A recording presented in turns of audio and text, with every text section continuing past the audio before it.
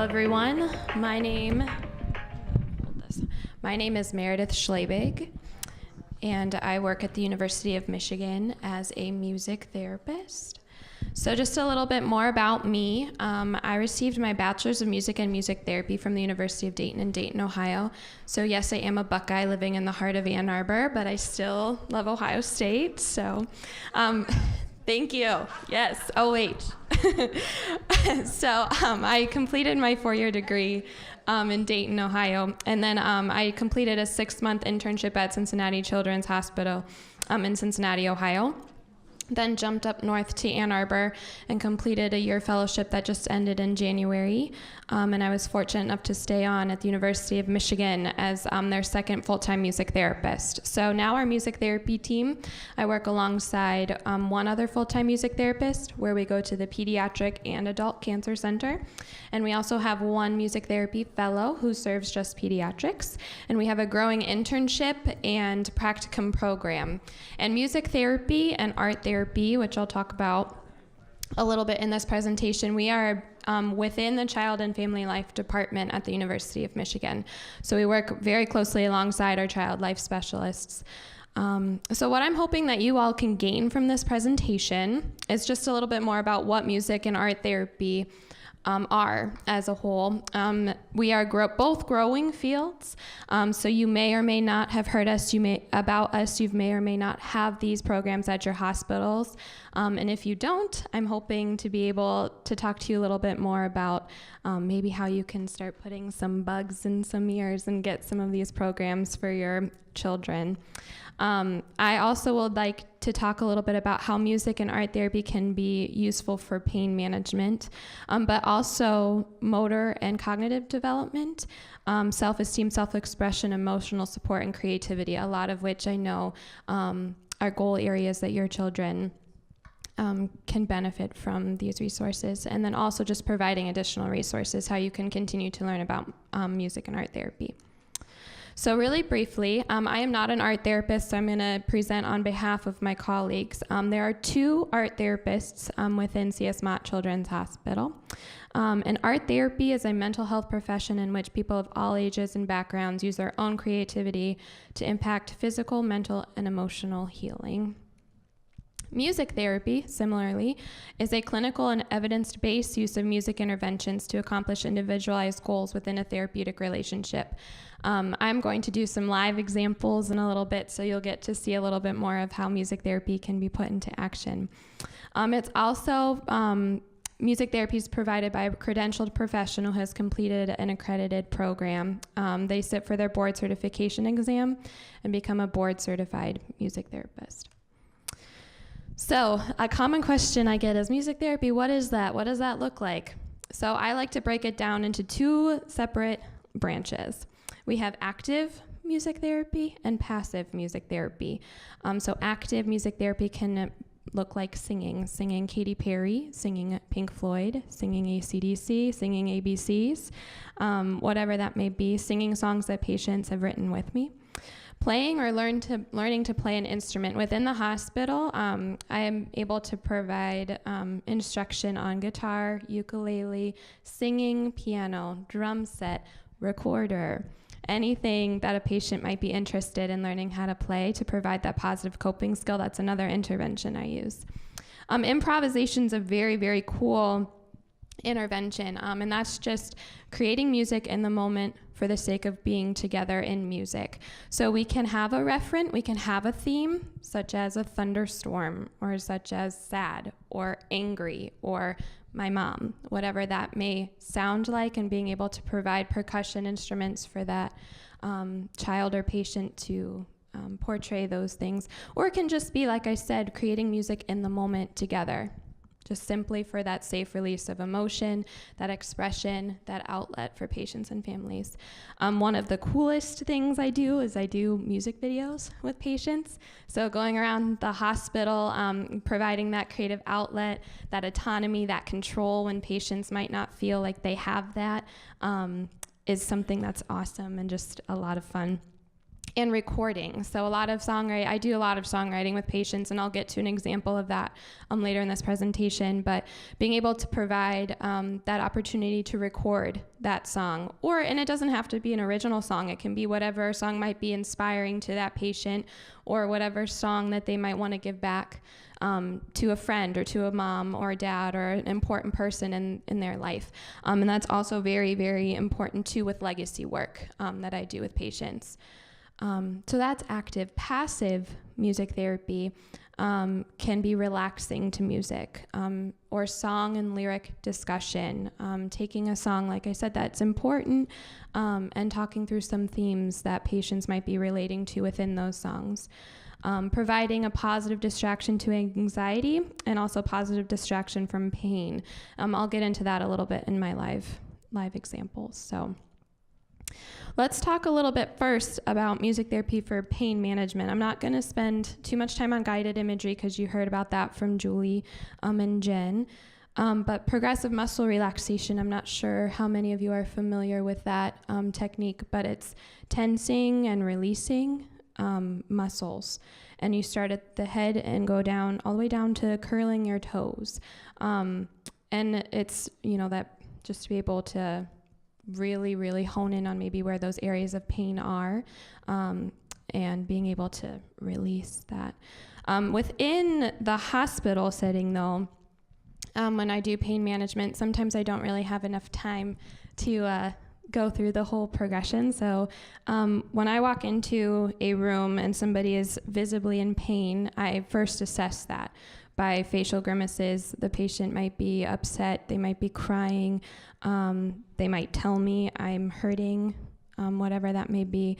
So then it's my job to provide live music to match where they are at that moment, and then help to entrain them down. And I do that in a couple of ways, and I'll show you in a second. But my biggest ally when I'm in rooms, when I do more passive pain management, are the monitors. So I'm watching heart rate, I'm watching their respiratory rate, their oxygen levels, and then I'm able to match the tempo of the music to the heart rate, to their heartbeat, and help entrain them down.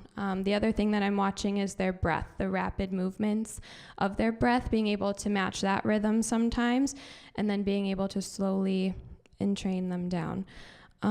So here, one second. Grab my guitar.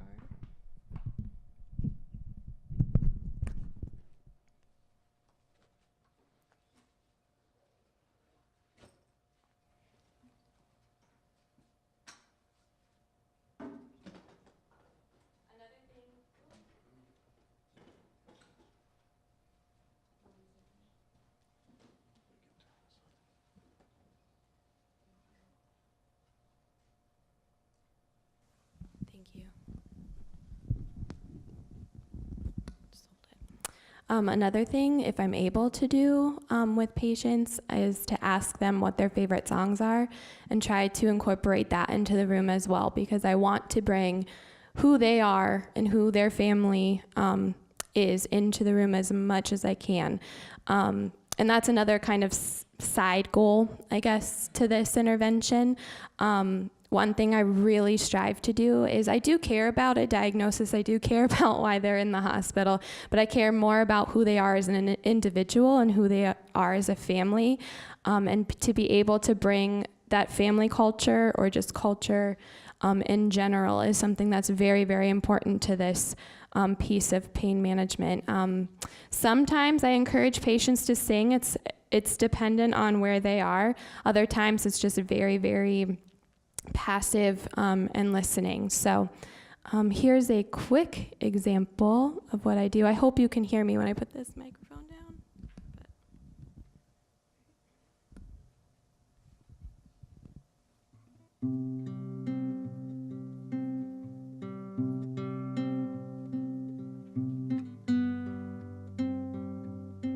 So during this, I would probably encourage like the deep breathing. So to take a deep breath in, so take one in with me and out, and then back in and out. And the benefits of using live music like I am is I can adjust the tempo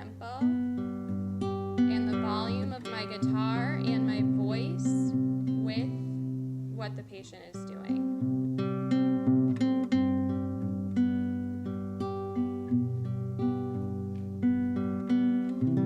So that's a little bit. I might add my voice in. When I see your face, thank you. There's not a thing that I would change, 'cause you're amazing, just the way you are. Trying to also bring in like a positive song, an empowering song. So songs, if I don't do a patient preferred or family preferred song, I usually try to do one with like a very uplifting message. So it's a little bit of that. Thank you. Another thing, I don't know if you guys can see this. I'll hold it up. This is my ocean drum. So I bring this in with patients actually of all ages, but I can use this, especially with the younger patients, as a positive distraction in two ways. One, you probably can't see, but there are fish in here. So being able to kind of hold it up, and then in a patient's room, I'll be like, they glow in the dark, do you see? And then they'll light up, and being able to kind of use that instrument as a positive distraction. But then also, if I play it nice and soft, it'll sound like ocean waves.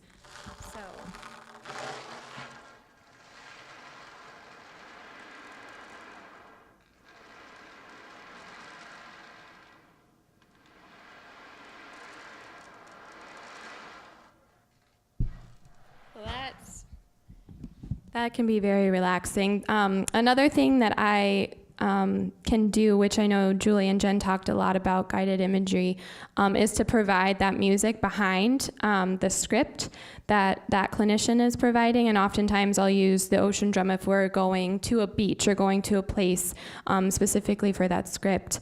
And then I can also use live music, like I said, to really match breath, heartbeat, oxygen, tension, like when I visibly see tension, and helping release with the chords on the guitar.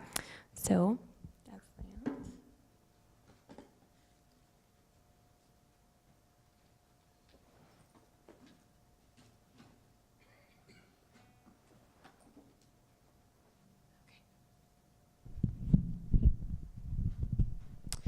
Another thing that I absolutely love to do is create positive coping strategies with patients. So if I'm not able to be in the room all the time, which is very true, I'm not, being able to create playlists with patients. So sometimes that might be a playlist of just all instrumental calming music, including nature sounds. It could be a playlist of just their favorite songs. And when I create these playlists, I always discuss with patients why they're choosing those songs, orders of songs, whatever it may be, to really give them that autonomy, give them that control, and empower them to help themselves through the pain. So that's another thing. Okay, so pain and physical pain can be a big thing, but also a lot of what I do in music therapy is the goal areas of self-expression, self-esteem, and emotional support. A lot of patients are also dealing with emotional pain while they're in the hospital. So I'm actually going to talk about a case, Kiki D. That's her rapper name, and you'll hear her rap in a second. I'm discussing her today because I've actually used all forms of pain management that I'm going to be talking about with this patient specifically. She did have an osteosarcoma diagnosis, and I knew her for 6 to 7 months. So we did create a positive coping playlist. Actually, the first time I met her, she told me she was the biggest One Direction fan there ever was. And I was like, oh, okay, we'll see about that. No, she really was. Like, she knew everything about them, like would give me Twitter updates, Facebook updates. I guess Niall has a perfect face. Didn't know that. So, and then when I played What Makes You Beautiful was the first song I played for her. And after I was done, she was like, yeah, we're going to have to hang out a lot because that came out 2 years ago. And they have 2 other CDs out. So she's a little spunky. She's 12. We had a great time. So a lot of her playlist was One Direction. But as I got to know her, a little bit of what we did also was I would provide live music during the pokes and during some of the shots because she had high anxiety when receiving those. So it was kind of creating a positive coping strategy again, in that we did two different things. When the nurses came in, I would sing the right words to songs, and she would guess what song I would be singing based on the start. And then as they got closer to the pokes, I would start singing the wrong words, and she would tell me when I was wrong. And that was a positive distraction for her. And then she'd be like, "That's not right, it's this." And then we would sing together.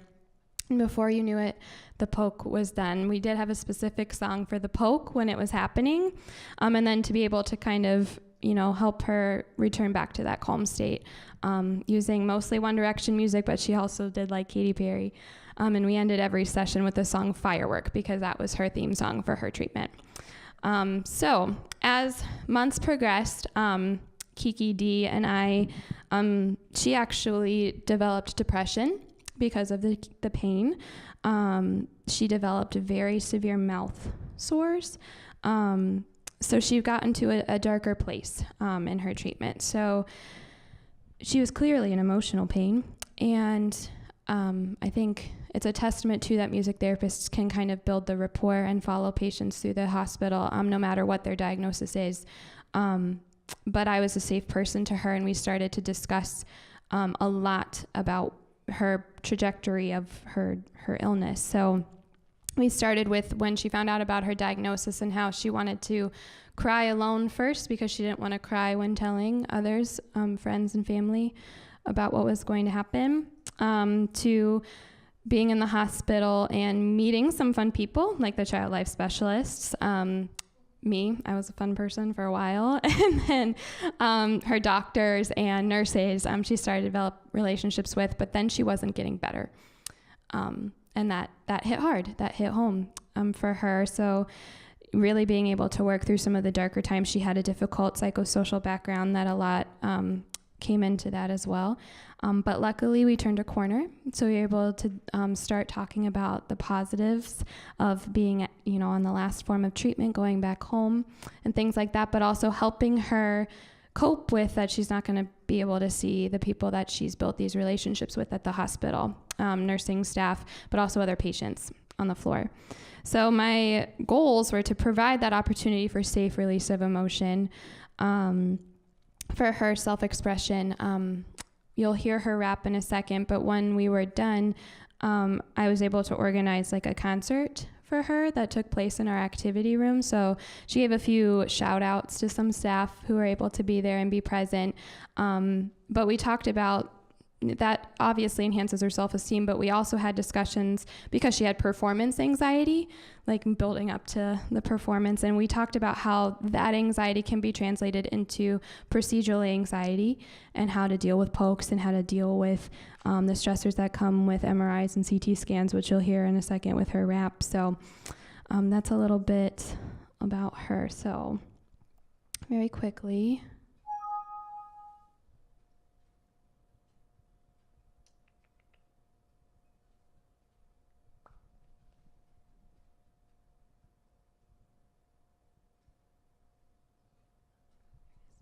Okay, here we go.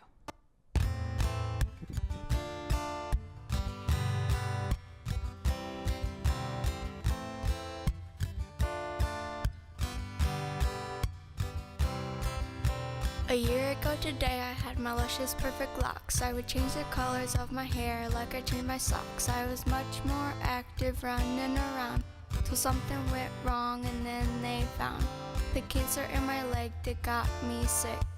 Doing the simple things was no longer it. Friday I would hang with my friends and we would get to have slumber parties, go shopping, watch videos. But then with the cancer it had to go. December to March was hard all the time, getting mouth sores, leg pain, my long port line. Sometimes I felt good, sometimes I felt icky. Feeling tired all the time became kinda tricky, cause MRI, CT scans, and needles were scary. The doctors and nurses would make me disappointed when they said I would have to stay longer than I had to. I couldn't go to a store for 3 to 4 months because the cancer was keeping me away. Say no pain, no gain was getting me through. I've accomplished a lot I didn't think I could do. I can walk with my crutches and eat what I want. Some people think that cancer is something to be ashamed of, but I wear my scars with pride because I'm proud of where I've been. I just do what I gotta do to make it through.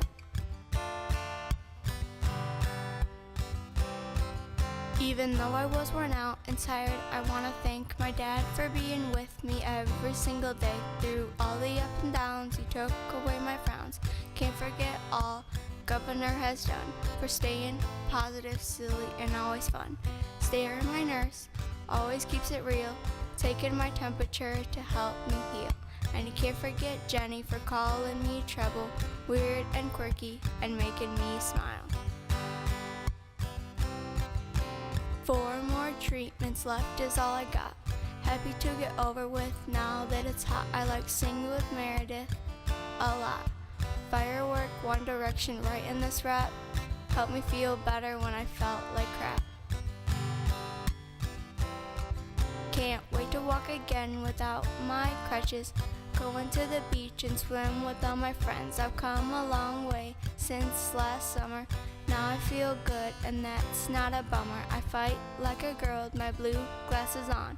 Kiki D out on this rap, son. Peace out, Chicago. Stay fierce. That's her tagline. So, 2 things really quickly.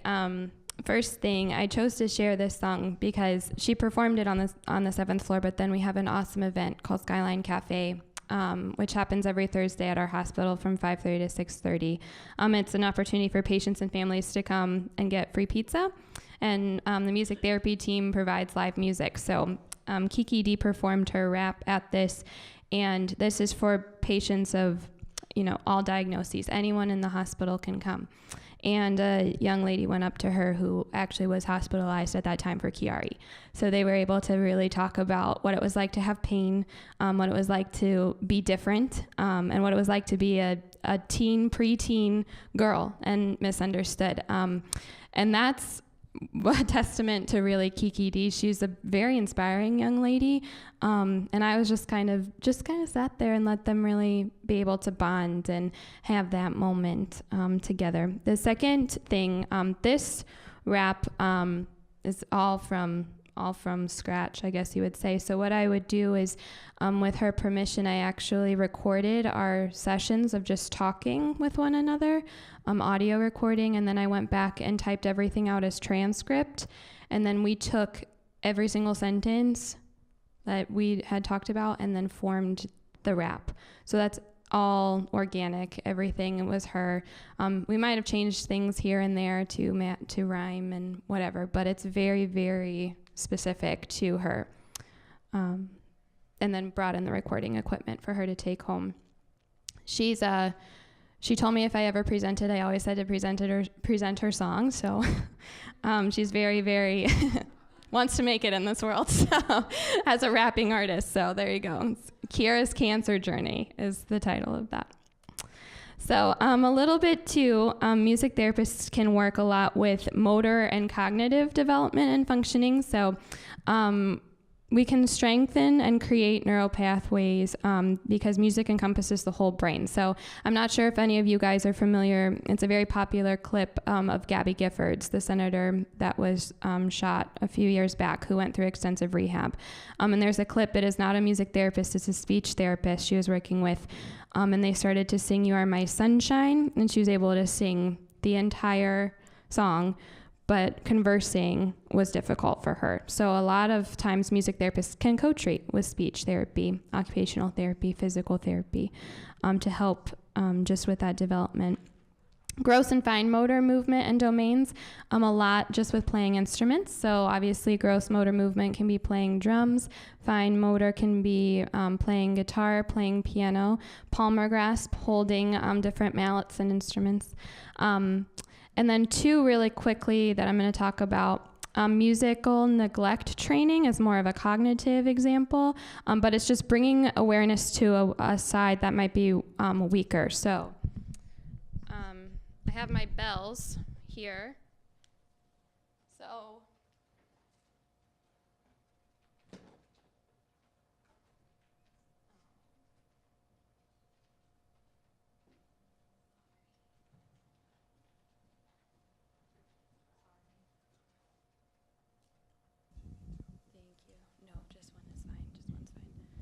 So these are my bells. We can work on color recognition too. These are for littler patients, but not necessarily. Older patients can have them, use them as well. But so I'm gonna say that the left side of my body is weak. So with this training, with musical neglect training, I wanna bring awareness to the left side. I don't necessarily want to use the left side, I wanna bring awareness to it. So I would encourage the patient to use their right side.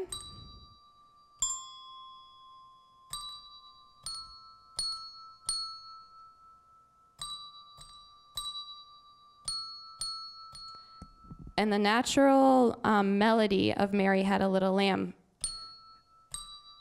goes down toward the left side. I know I'm backwards to you guys, but so that's first natural progression. The other thing I can do is continue to move these bells down.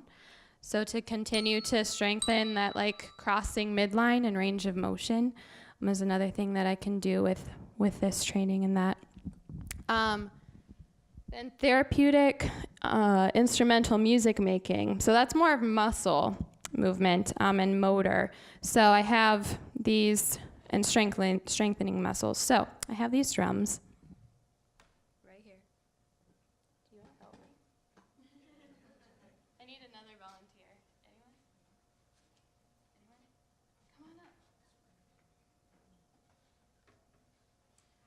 This, we're going to say my patient's right side is weak. So we're going to set these two drums up. What's your name? Katie. All right, so Katie's going to be my demonstrator. Come on in. So what I want you to do is we're going to hold these just like that. You're going to face him, okay? And then you're going to play this drum. You're going to reach for that drum, and then you're going to come back and hit mine. Good, so we're working on this natural movement of throwing. I can kind of back up. Ooh. Good. So that's strengthening that muscle. The other thing I can do, good job, is as she's playing, so go ahead and keep playing. So then I could go like this. We will rock you. Based on her tempo, if she were to go faster or slower, I can adjust the music to help kind of meet her where she's at, but then also increase whatever I'm doing if I want her to go faster. The other thing too is, thank you, Katie. Good job, Katie. Give Katie a round of applause. Thank you. Well done. Thank you, that's very nice. The other thing to have the two there is the auditory feedback is just that natural positive reinforcement for that patient that they can actually hear that they're completing a movement, which is important as well. So, all right, so really quickly, art therapy in our hospital, they do a lot of similar goal areas that we address as well. Art therapy can look like painting, drawing, sculpting, video making, photography, building, sewing, all addressing the same kind of pain management goals, self-expression, self-esteem. If you all had more questions about art therapy specifically, I would be happy to forward that along to our art therapists. They're the experts, but I'm fortunate enough to work alongside them and to be able to represent them here as a part of our creative arts team today. So, do you have art or music therapy at your hospital? I hope you do. If you don't, how do you find an art therapist? You can visit arttherapy.org. You can ask your doctors, child life specialists, mental health professionals, social workers within the hospital. Our child life specialists at Mott are our biggest allies. We really appreciate all of their great referrals. That's where we get a lot of our referrals.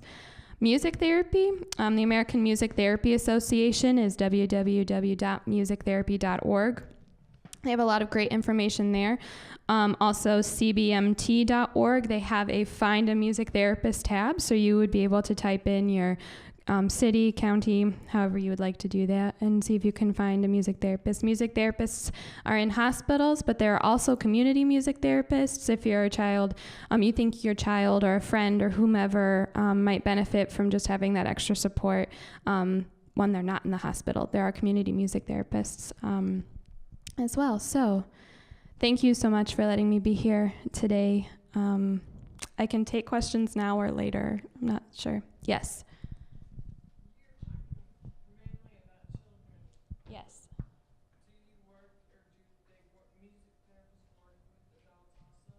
Yes, very good question. Yes, they do. I actually go to the Adult Cancer Center through the University of Michigan, and that is... Sure. She asked if music therapy is available for adults as well, and I said yes. I go to the Adult Cancer Center because that's where I'm funded to go at this point. Within our pediatric hospital, I'm funded to go to all floors. And there are music therapists that work specifically in adult hospitals. I know Cleveland has a lot at their hospital site. But very good question. Another thing that I'll say really quickly that I forgot to mention before is you do not have to be a musician and you do not have to be an artist to participate in music or art therapy. Kiki D wasn't anything other than anything specific as far as music-wise. So it's just an opportunity for creativity and safe release of emotion and goals like that. So, okay, anything else? All right. Thank you so much for letting me be here.